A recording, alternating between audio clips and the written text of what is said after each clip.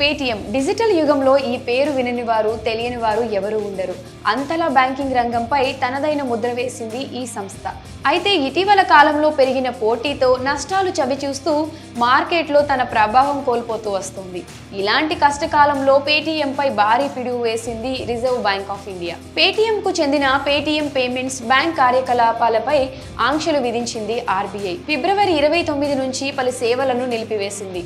మరి నిలిపివేసిన ఆ సేవలు ఏవి, కొనసాగించే సేవలు ఏవి, పూర్తి వివరాలు ఇప్పుడు తెలుసుకుందాం. పేటీఎం పై ఆంక్షలు విధించింది రిజర్వ్ బ్యాంక్ ఆఫ్ ఇండియా. దీంతో పేటీఎం ఖాతాదారులు ఆందోళనకు గురి అవుతున్నారు. కస్టమర్ల మనీ సేఫ్ అయినా అనే ప్రశ్నలు కూడా తలెత్తుతూ ఉన్నాయి. ఈ నేపథ్యంలో అసలు ఆర్బీఐ విధించిన ఆంక్షల ద్వారా పేటీఎంలో రద్దయ్యే సేవలు ఏవి, ఎలాంటి సేవలు ఇబ్బందులు లేకుండా కొనసాగే ఆ వివరాలేంటో ఇప్పుడు తెలుసుకుందాం. ముందుగా పేటీఎం ఫాస్ట్రాగ్లు ఫిబ్రవరి 29 నుంచి పనిచేయవు. దీంతో యూజర్లు అంతా ఎంత త్వరగా వీలైతే అంత ఫాస్ట్గా ఇతర ఫాస్ట్రాగ్లను కొనుక్కోవడం మంచిది. దీంతో పాటుగా పేటీఎం వాలెట్లో ఫిబ్రవరి 29 తరువాత ఖాతాదారులు ఇందులో డబ్బులు జమ చేయరాదు.